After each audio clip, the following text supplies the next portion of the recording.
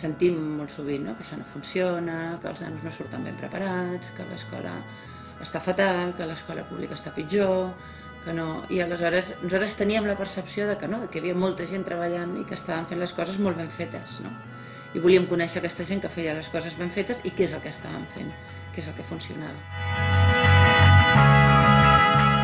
Que hi ha molts mestres treballant, molts mestres molt ben preparats a tots els nivells de l'educació i que estan fent coses molt interessants, que s'estan fent experiències realment d'èxit i experiències molt riques, no?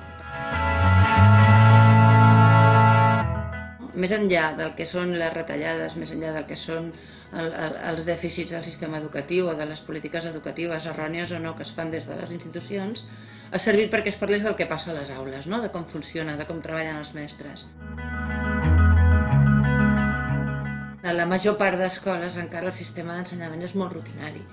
Encara ja, vull dir, es fa el que s'ha fet sempre, amb més o menys gràcia, amb professors més o menys dedicats, però vull dir que se segueix fent el que s'ha fet sempre, que és molt fàcil, no? Que és basar-se en el llibre, l'aula tancada, el professor parla i els nens escolten, i clar, veies que els nanos et parlaven com si fos d'un planeta màgic on potser hi ha altres maneres d'aprendre, no? I penses, ostres, ja s'està fent això, però no arriba a tots els nens, és una llàstima.